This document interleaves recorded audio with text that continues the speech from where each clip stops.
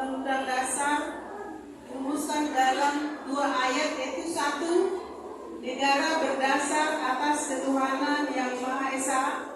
2, negara menjamin kemerdekaan tiap-tiap penduduk untuk memeluk agamanya masing-masing dan untuk beribadah menurut agamanya dan kepercayaannya. Salah satu hak asasi manusia yang tidak boleh dilanggar adalah kebebasan beragama dan berkepercayaan. Di Indonesia sebagai negara yang merdeka dari kolonialisme turut menegakkan hak asasi manusia termasuk kebebasan beragama. Dengan demikian isi dari keputusan-keputusan tentang agama di Indonesia sesuai dengan Undang-Undang Dasar 1945 diuraikan dalam beberapa hal. 1, negara berdasar atas ketuhanan yang Maha Esa. Negara berdasar atas ketuhanan yang Maha Esa. Ini sesuai dengan pasal 29 ayat 1 dijelaskan, ideologi negara Indonesia adalah ketuhanan yang Maha Esa.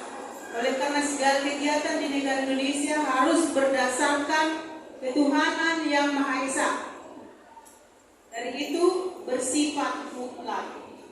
Prinsip ketuhanan yang ditanamkan dalam Undang-Undang Dasar 1945 merupakan perwujudan dari pengakuan keagamaan. Oleh karena itu, setiap orang bebas memeluk agama dan beribadah menurut agamanya yang warganya anggap benar dan berhak mendapatkan pendidikan yang layak, serta hak setiap warga negara untuk mendapatkan tempat tinggal yang layak dan nyaman untuk tinggal dan berhak menentukan kewarganegaraan sendiri.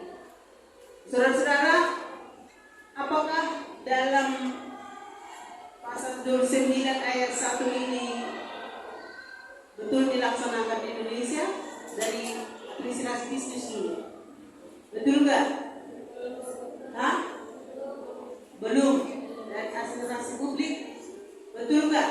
Pasal 29 ayat 1 ini sudah terlaksana di Indonesia? Belum. Di bidang apa yang belum? Bilang tentang apa? Tentang kedudukan beragama dan juga tentang rumah, ya. Makna Undang-Undang Dasar pasal 29 ayat 1 berasal dari sila pertama, ketuhanan yang Maha Esa. Dari sila Pancasila, ketuhanan yang Maha Esa. Kalian masih hafal isi Pancasila?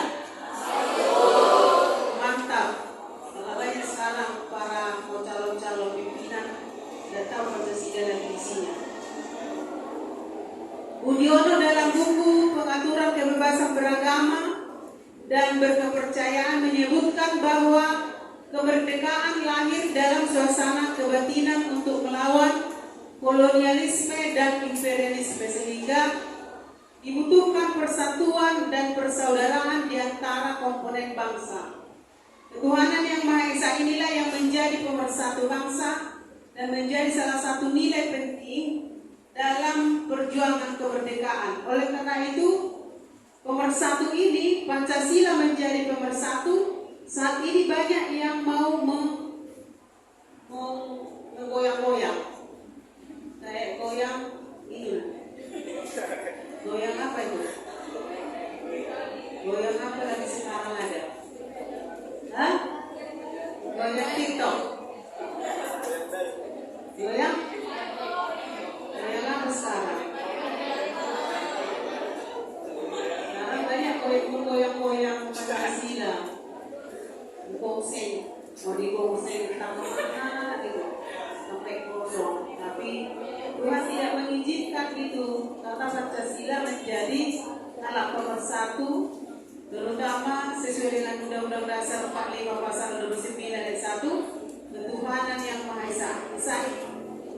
Artinya ketuhanan yang Maha Esa inilah menjadi pemersatu, sehingga Indonesia menjadi bangsa yang tidak terpisahkan dari ajaran agama. Isi Pancasila ayat 1 inilah yang menggerakkan suatu dogma agama di Indonesia.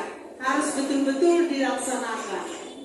Dan semua gerakan-gerakan organisasi yang ada di Indonesia harus sesuai dengan Pancasila dan juga dogma agama. Ada nggak agama yang menyuruh supaya bisa berperang? Ada? Tidak ada. Ada nggak agama menyuruh supaya ada bermusuhan? Tidak ada. Kalau tidak ada, kenapa terjadi perang? Seperti yang terjadi saat ini. Tapi itu tidak perlu kita pikirkan. Biarlah para pimpinan itu memikirkannya, tetapi kita sebagai mahasiswa wajib untuk merenungkannya dan mendoakan supaya negara-negara di dunia ini betul-betul menghadirkan keadilan, perdamaian, dan keutuhan ciptaan. Itu yang kita harapkan.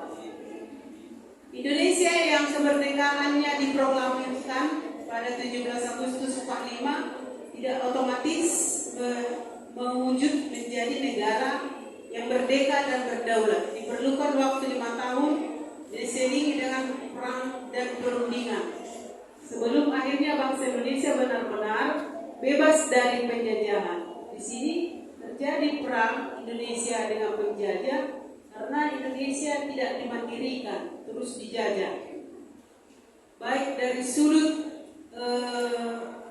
ekonomi, dari sudut kemanusiaan juga tidak jelas kehidupan bangsa Indonesia sebelum 1945. Kurang tahu seperti itu kan sekarang kalian rasakan. Belum tidak jelas, banyak ketidakpastian bagaimana gerakan-gerakan. Sekarang sudah kita rasakan nggak harga beras sekarang naik? Hanya kalian sebagai petani bangga.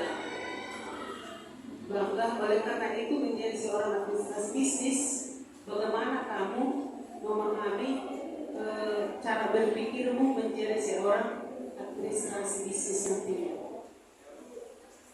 Demikian juga administrasi publik, bagaimana penggabungan publik dan bisnis di sini. Jadi sudah pernah masuk kuliah baru? Belum pernah ya? Syukurlah kita ada kuliah Natal supaya kalian gabung. Betul-betul nanti menjadi penggerak bersama di UHM, saya percaya itu. Amin. Pancasila yang termuat dalam Undang-Undang Dasar 45 merupakan landasan bangsa yang mengandung 3 nilai utama, yaitu spiritual, kultural, dan institusional. Dalam dimensi spiritual mengandung nilai-nilai keimanan dan ketakwaan terhadap Tuhan Yang Maha Esa sebagai landasan keseluruhan nilai dalam bersama negara. Dikutip situs Kementerian Pendidikan dan Kebudayaan bahwa aktualisasi nilai spiritual dalam Pancasila tergambar dalam sila ketuhanan Yang Maha Esa.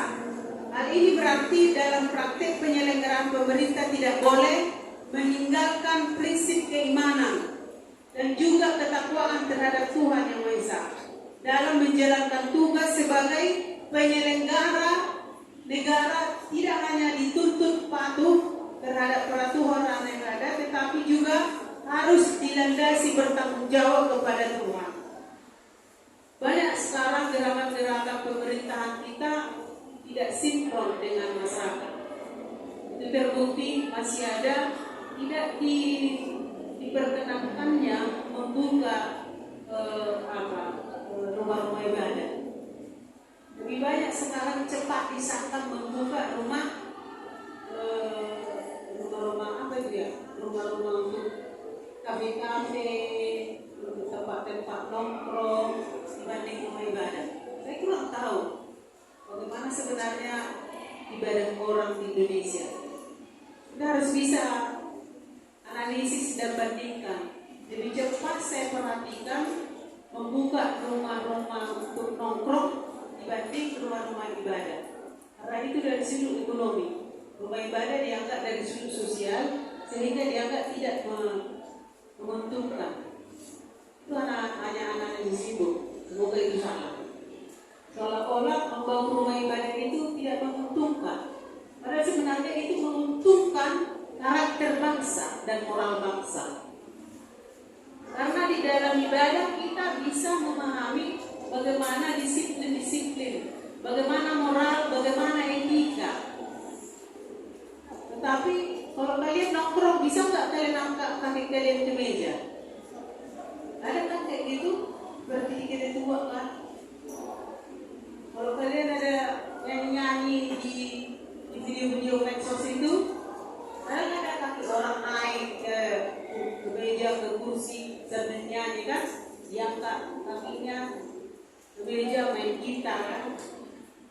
Berarti etikanya tidak ada ya, disiplinnya untuk duduk tidak ada. Tetapi mengapa itu? Mengapa itu dipercepat untuk disahkan pengesahan daripada pembangunannya dibanding rumah ibadah? Dan banyak juga teman kita yang merasa beribadah yang mengapa membuat tidak boleh membuka rumah ibadah di sini. Artinya di sini, saudara-saudara, bagaimana sila ketuhanan yang Maha Esa di sini diimplementasikan. Sila ketuhanan yang Maha Esa menurut Bung Hatta adalah fundamen moral.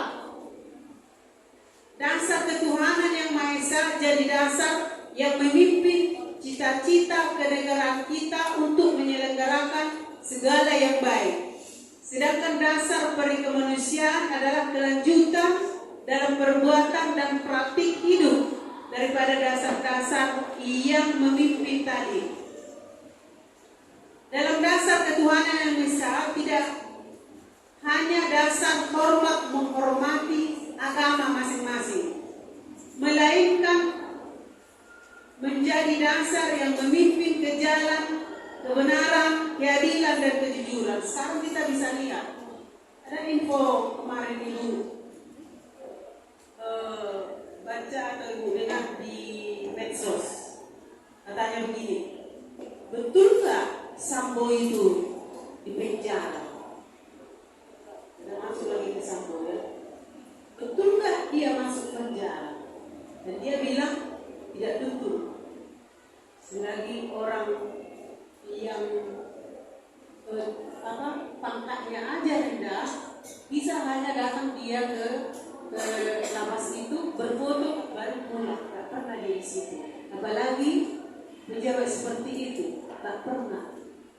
Kalau kita sesuaikan dengan sila Pancasila pasal 1 ketuhanan yang Maha Esa dan pasal 29 ayat 1 ini Undang-Undang Dasar, bagaimana kebenaran, bagaimana keadilan, dan bagaimana kejujuran negara untuk dilakukan di tengah-tengah masyarakat. Banyak kita mungkin terpesona dengan keputusan-keputusan, tetapi dalam realisasi atau penerapannya, keputusan itu tidak betul berjalan dengan benar. Hanya spekulasi saja. Kita nggak sadar di dunia ini kita hanya sementara. Kalian sebagai seorang ahli administrasi bisnis, ahli administrasi publik, nanti bisa kalian berjalan bersama dengan ahli hukum. Sudah ada orang sini berbicara dengan hukum. Sudah ada Delita. Bagaimana hubungan dengan hukum? Dia terus ada.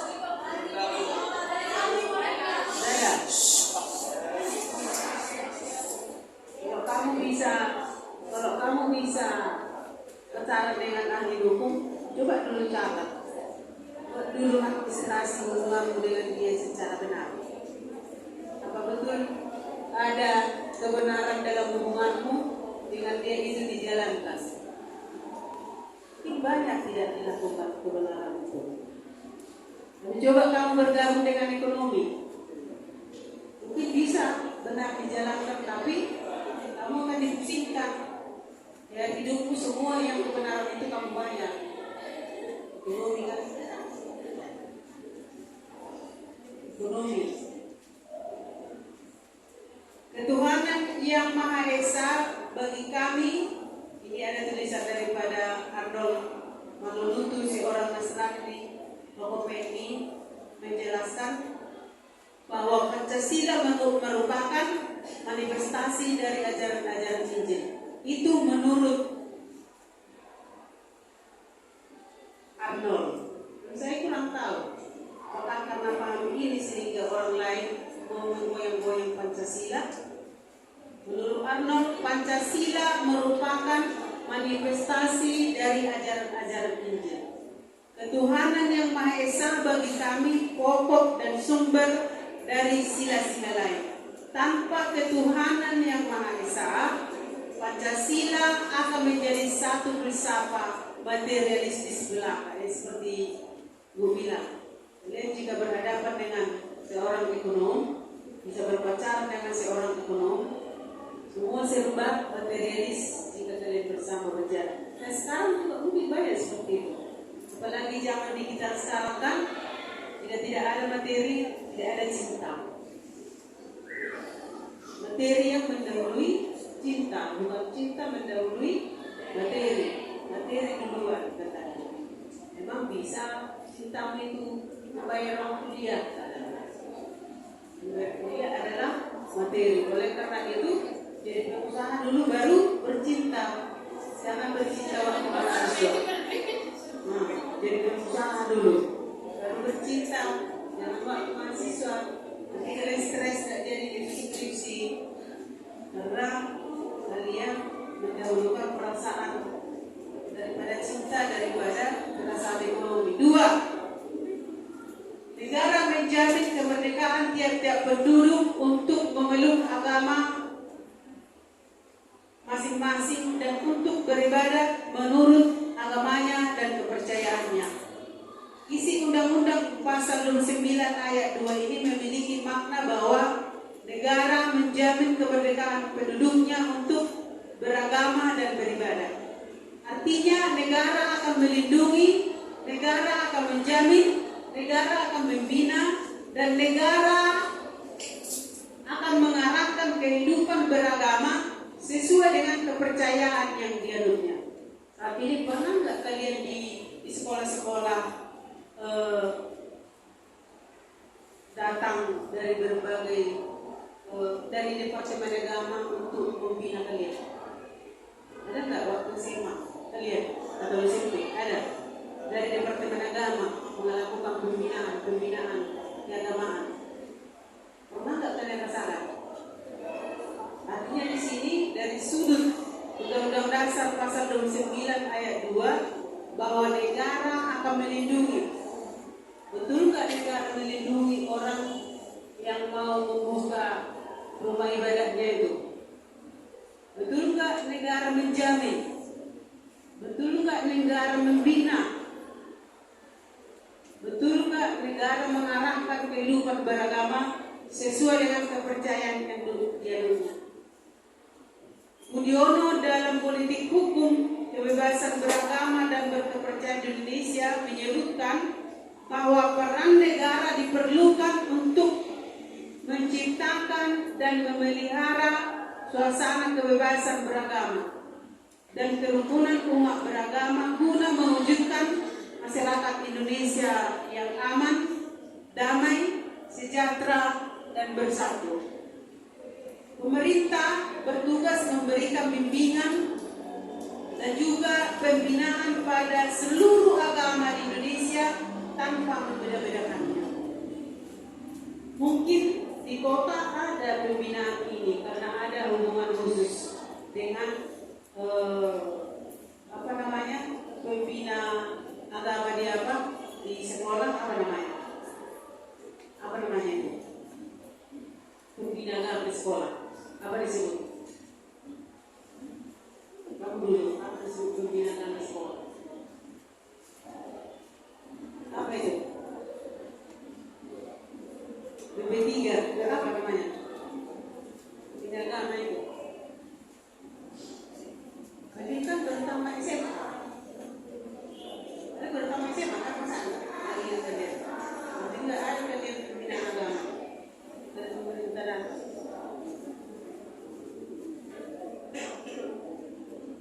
Pembina siswa.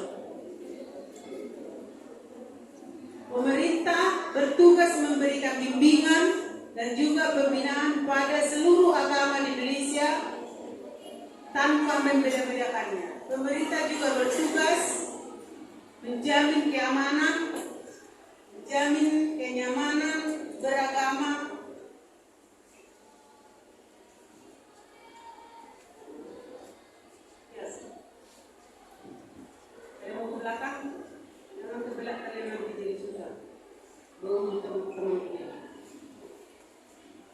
pemerintah juga bertugas menjamin keamanan, kenyamanan beragama masyarakatnya dan juga memelihara kerukunan antar umat.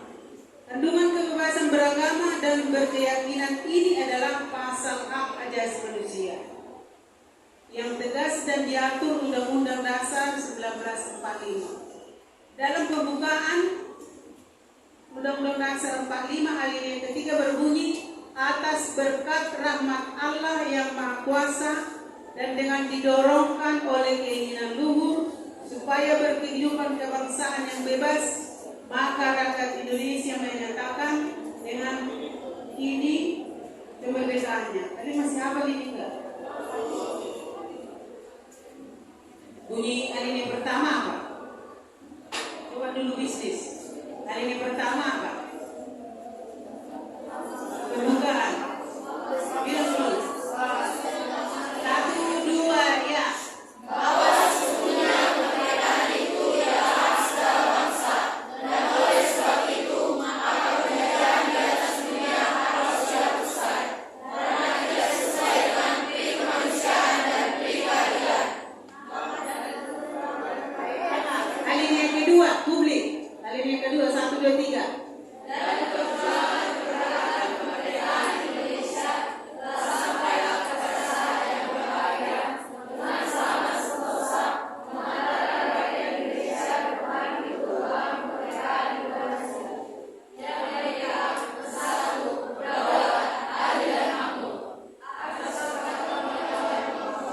Itu alinea ketiga. Orang ini pun alinea kedua mau dilanjutkan 4 kali, kalian hanya menghafal. Ini nggak tahu apanya. Alinea. Semua itu mengarah kepada kemanusiaan dan keadilan. Keadilan, perdamaian dan keutuhan ciptaan. Dan terutama yang berhubungan dengan agama, kalian harus mengingat ini. Alinea ketiga itu berhubungan dengan agama. Atas berkat, sama-sama kita menyatakan 1, 2, 3 alinea ketiga. Atas berkat rahmat Allah yang Maha Kuasa dan dengan didorongkan oleh keinginan luhur supaya berkehidupan kebangsaan yang bebas, maka rakyat Indonesia menyatakan dengan ini kemerdekaannya. Artinya di sini alinea ini memiliki arti keyakinan bangsa Indonesia bahwa kemerdekaan diraih bukan hasil perjuangan rakyat semata, tetapi karena berkat Tuhan yang Maha Kuasa. Jadi bukan karena kekuatan. Jadi para tokoh yang membentuk Pancasila itu, para tokoh yang membentuk Undang-Undang Dasar 1945 itu, betul-betul mereka orang beriman. Karena mereka percaya perjuangan rakyat itu bukan hanya perjuangan karena kekuatan semata, tetapi mereka sadari itu karena berkat rahmat Tuhan yang Maha Kuasa. Selain itu, alinea keempat memuat tentang kedaulatan Indonesia yang tercantum dalam Pancasila dengan kalimat pertama yaitu ketuhanan yang Maha Esa. Melihat ketentuan ini bukan berarti Indonesia adalah negara yang didasar oleh agama tertentu. Bukan hanya satu agama, tetapi harus merangkum beberapa agama yang sebelumnya ada 5 agama di Indonesia. Setelah siapa presiden menjadi ada 6 agama Indonesia? Dari publik dulu. Setelah siapa presiden jadi ada 6 agama di Indonesia? Siapa? Gus Dur. Setelah Gus Dur jadi presiden, akhirnya agama apa diterima? Konghucu. Agama Konghucu diterima di Indonesia karena sudah memenuhi aturan perundang-undangan yang ada di Indonesia. Artinya Indonesia adalah negara multikultural yang di dalamnya memiliki berbagai suku, budaya, adat, istiadat, dan agama. Agama dan kepercayaan yang dianut masyarakat Indonesia sangat beragam, seperti yang kita ketahui. Ada penduduk menganut agama Islam, Kristen, Katolik, Buddha, Hindu, dan Konghucu. Kerukunan umat beragama adalah hubungan sesama umat beragama yang dilandasi toleransi. Toleransi inilah yang terkadang sulit digerakkan di Indonesia. Karena kenapa? Sebenarnya bukan soal agama terjadi toleransi. Kebanyakan itu akibat daripada gerakan politik dan kemanusiaan di tengah-tengah masyarakat. Dan terjadinya juga penutupan rumah-rumah ibadah bukan soal karena agama dan umat, tapi itu karena banyak hal politik di dalamnya. Oleh karena itu jangan gampang terkontaminasi dengan terjadinya penutupan rumah ibadah. Itu banyak hal, faktor-faktor mengapa mereka itu seperti yang terjadi di Banten. Ada teman saya yang gagal jadi gubernur Banten, namanya Mas Tajudin. 2000 lalu datang juga ke Sumatera Utara untuk membuat ceramah dari NU ke beberapa institusi di Sumatera Utara.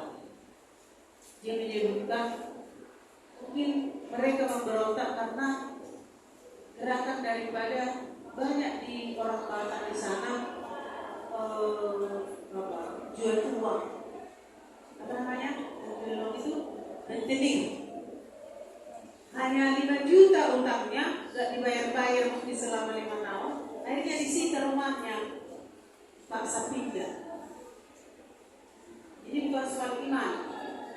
Itu cerita temanku itu. Jadi bukan soal iman. Itu sudah berdampak akhirnya keturunan daripada ibu yang berutang 5 juta ini akhirnya bergabung dengan yang lain. Sehingga mereka memberontak gitu. Karena bukan soal iman, tapi soal latar belakang tadi itu, ekonomi juga dan kesejahteraan. Oleh karena itu, Presiden sekarang sudah mulai membenahi bagaimana gerakan kesejahteraan kita melalui beasiswa. Ini banyak di sini beasiswa kita, semoga banyak ya. Tapi di Indonesia sendiri diterima menerima kita. Saya kurang tahu kenapa pemerintah memberikan sedikit ke universitas atau universitas. Dan juga ada juga dari baik nanti, makanya ibu buat kalian rajin belajar. Karena ada kakak-kakak senior sama abang senior kalian pada bulan-bulan semester yang lalu ibu ajukan karena mereka bijak. Yang bintangnya enggak bintang 4,5, jadi bawah 4, lah nilai mereka. Dimajukan mereka menerima beasiswa dari bank, lumayan juga. Bukan hanya uang sekolah dibayar, tapi juga uang daripada kehidupan mereka sehari-hari. Memang dibayar uang kehidupan sehari-hari. Dimajukan ternyata mereka belum bisa karena mereka masih semester 3, setelah semester 4 baru bisa menerima beasiswa. Oleh karena itu rajin-rajinlah belajar, karena banyak nanti beasiswa. Dan saya ajukanlah kepada dekan, Pak, tolonglah semester ini nanti saya menerima beasiswa. Bisa kalian ajukan ke Kaprodi, ke dekan. Ada banyak nanti yang memberikan beasiswa. Khususnya fakultas ilmu sosial dan ekonomi. Makanya rajinlah belajar, manfaatkan kuliahmu ini untuk kamu mendapatkan banyak jaringan dan uang. Bukan dalam arti kamu kerja, bukan. Tetapi semester 3 sebenarnya ibaratnya kalian sudah bisa kerja. Artinya sudah bisa kerja. Di sini kalian belajar dan belajar. Bukan cari kerja. Tapi kalau bisa cara belajar itu mendapatkan uang. Kalau bisa cara berpikirmu di sini mendapatkan uang, tidak hanya duduk di bangku begini saja. Ibu ajukan juga ke fakultas universitas ini, saya lebih suka kita belajar itu, misalnya 2 minggu kita di masjid, dua kali pertemuan kita di Protestan atau 3 kali pertemuan, 3 kali pertemuan kita di wihara gitu. Dari 6 itu udah selesai kan? Tapi karena nggak ada uang, harus butuh uang kita. Karena dari sudut cara belajar implementasi penerapan seperti itu, kalian lebih cepat berpikir, ada soft skill-nya gitu. Implementasi seperti itu lebih baik menurut ibu ya. Daripada dari seperti ini, bagus kita ke masjid ini datang usah mengajari bagaimana agama Islam. Datang kita ke Konghucu, bagaimana pedanda mereka mengajari tentang agama Buddha atau agama Hindu atau agama Konghucu.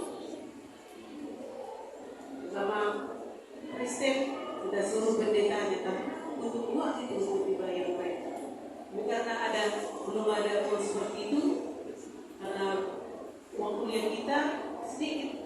Berapa? 8 juta ya uang kuliah? Hah? Nah, sampai 8 juta lah setahun, 2 semester. Padahal itu pun banyak kali waktu usia belum bisa membayar. Kalau bisa, janganlah sampai bulan 2 lunas. Bisa tahun ini lunas lah kalian, karena sampai 1 juta 1 bulan. Karena cara kalian berpikir, apalagi bisnis, cara kalian berpikir mengefektifkan, mengurangi beban yang lain. Jika kalian kan tidak bayar lunas, kalian kan jadi terbengkalai berpikir untuk ujian. Lebih bagus kalian lunas tenang untuk mencari. Jika kalian mencari uang bisa. Tanya Bu bilang tadi, kalian belajar, karena melalui belajar itu uang banyak. Ibu merasa macam itu. Ibu rajin belajar, menulis di jurnal, ibu dapat duit.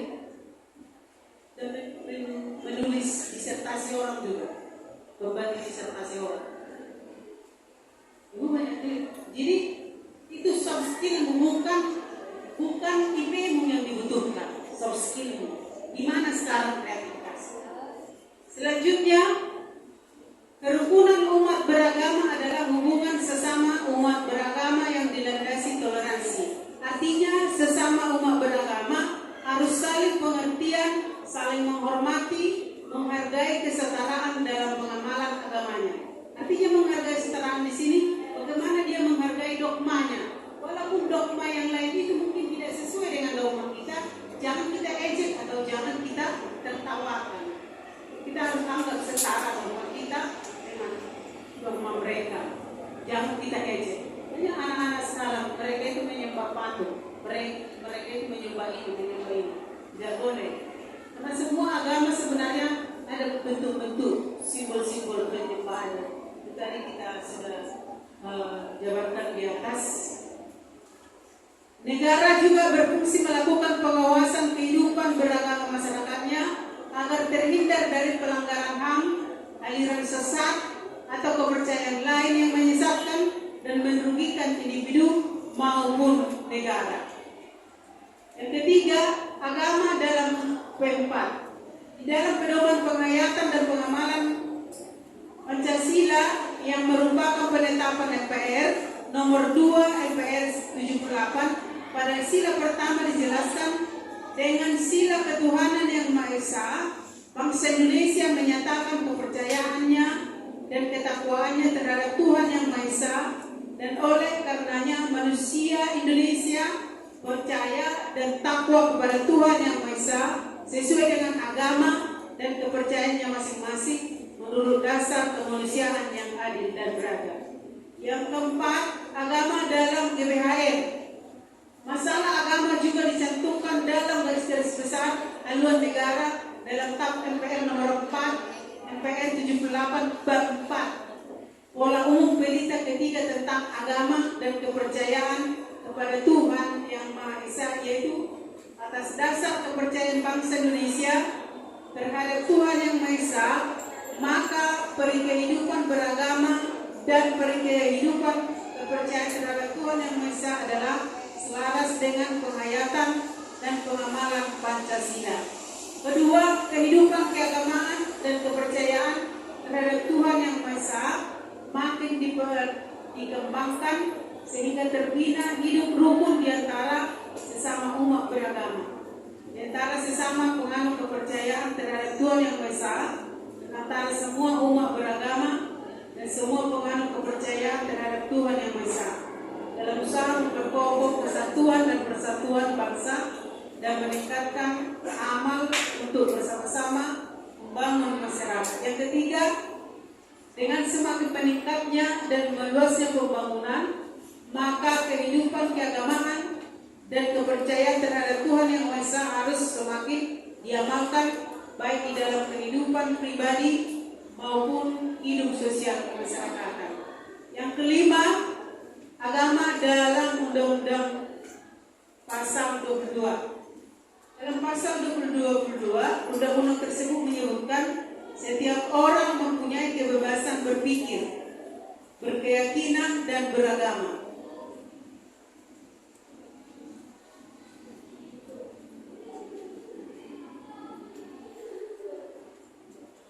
Lebih lanjut, Indonesia sebagai negara yang menjamin hak kebebasan beragama meratifikasi International Covenant on Civil and Political Rights atau Kovenan Internasional tentang Hak-Hak Sipil dan Politik tahun 1966 melalui Undang-Undang Nomor 12 tahun 2005. Dalam pasal 18 Undang-Undang Nomor 22/2005 dinyatakan setiap negara berhak atas kebebasan berpikir, keyakinan, dan beragama. Hak ini mencakup kebebasan untuk menetapkan agama dan kepercayaan atas pilihannya sendiri dan kebebasan baik secara sendiri maupun bersama. Yang kedua, tidak seorang pun dapat dipaksa sehingga terganggu kebebasannya untuk menganut atau menetapkan agama atau kepercayaan sesuai dengan pilihannya. Ketiga, kebebasan menjalankan dan menentukan agama atau kepercayaan seseorang hanya dapat dibatasi oleh ketentuan berdasarkan undang-undang dan yang diperlukan untuk melindungi keamanan. Yang keempat, pihak dalam kovenan ini berjanji untuk menghormati kebebasan orang tua dan apabila diakui wali hukum yang sah untuk memastikan bahwa pendidikan agama dan moral bagi anak-anak mereka sesuai dengan keyakinan mereka sendiri. Artinya di sini tidak ada pemaksaan. Kalau seperti cerita teman ibu, ada teman ibu satu sekolah 3 yang mengajar di sekolah orang Cina, dan katanya muridnya orang tua perempuan Katolik, orang tuanya laki-laki muda. Nah ini memilih menjadi seorang Protestan. Ini orang tuanya tidak memaksa apa agama daripada anak-anak. Dan juga demikian anak yang paksa tapi beri pengertian apa yang diadu oleh agama daripada anak-anak. Tadi dengan pacar ya, mungkin kita